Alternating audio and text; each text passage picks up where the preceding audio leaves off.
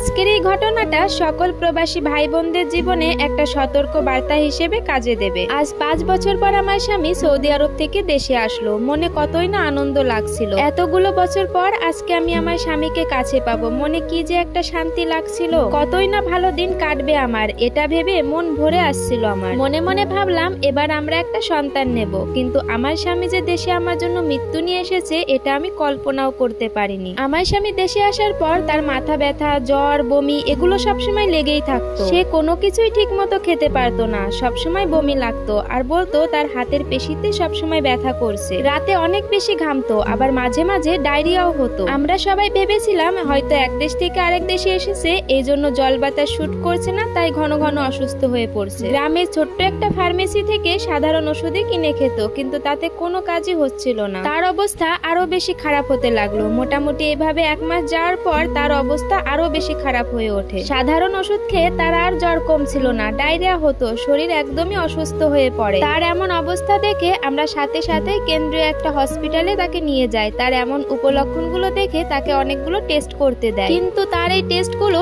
এই হসপিটালে হবে না, তাই তাকে নিয়ে শহরের আরো বড় হসপিটালে গেলাম। টেস্ট করার পর ডাক্তার যা বলল তা শোনার জন্য আমরা কেউই প্রস্তুত ছিলাম না। আমার স্বামী HIV ভাইরাসে আক্রান্ত। আমি যেহেতু তার স্ত্রী, তাই আমাকেও কিছু টেস্ট করতে দিলেন। সমস্ত টেস্টের পর জানালেন আমিও আক্রান্ত হয়েছি HIV ভাইরাসে। আমার স্বামীর অবস্থা তখন আরো বেশি খারাপ হতে থাকে। এই রোগের যেহেতু তেমন কোনো চিকিৎসা নেই, তাই আমাদেরকে সাধারণ কিছু ওষুধ দিয়ে সেখান থেকে বিদায় করে দেয়। কাঁদতে কাঁদতে তখন আমার অবস্থা অনেক বেশি খারাপ হয়ে যায়। গ্রামের মানুষ যখন জানতে পারে আমরা দুইজনই HIV ভাইরাসে আক্রান্ত, তখন তারা গ্রামে অনেক ধরনের কথা রটাতে থাকে। আমাদের বাসায় লোকজন আসা বন্ধ হয়ে গেল। দোকানে কিছু আনতে গেলে দোকানের বাহির থেকে আমাদেরকে বের করে দিত। এক সময় আমাদের দুজনকে এক ঘরে করে দেয়া হলো। আমি একদিন আমার স্বামীকে জিজ্ঞাসা করলাম, আচ্ছা তুমি তো এই রোগটা বিদেশ থেকে নিয়ে এসেছো, তুমি সেখানে কি করেছো আমাকে সবটা খুলে বলো। আমার স্বামী কাঁদতে কাঁদতে আমাকে বলল বিদেশে থাকতে সে মদের বারে যেত বন্ধুদের সাথে। সেখানে সামান্য কিছু টাকায় মেয়েরা তাদের সকল চাহিদা পূরণ করত। বন্ধুদেরকে ওইগুলো করতে দেখে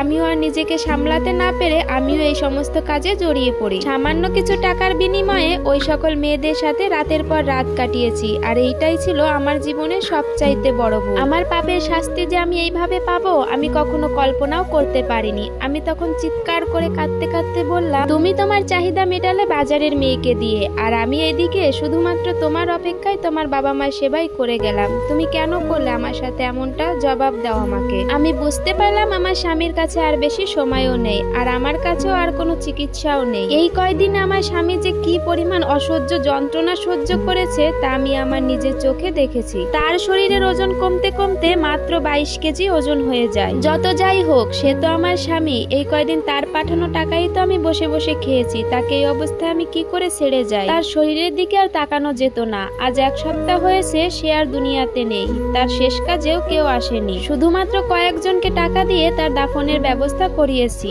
আর এবার হয়তো আমার পালা। আমার স্বামী যদি নিজেকে নিয়ন্ত্রণ করতে পারতো, তাহলে আজকের দিনটা হয়তো আমাদেরকে আর দেখতে হতো না। হয়তোবা আমাদেরও একটা সুন্দর সংসার হতো, আমাদের বাচ্চাও হতো। এতক্ষণে আপনারা যে স্টোরিটা শুনলেন এটা কিন্তু একটা বাস্তব ঘটনা। আর কথাই তো আছে, পাপ তো বাপ কেউ ছাড়ে না। প্রবাসী সকল ভাইদের উদ্দেশ্যে একটা কথাই বলতে চাই, আপনারা নিজেদের স্ত্রীর হক অন্য কাউকেই দেবেন না। নিজের চাহিদাকে সংযত রাখবেন, আর তা না হলে দিন শেষে এই ভাইটির মতো আপনারাও আপনাদের পাপের শাস্তি পাবেন।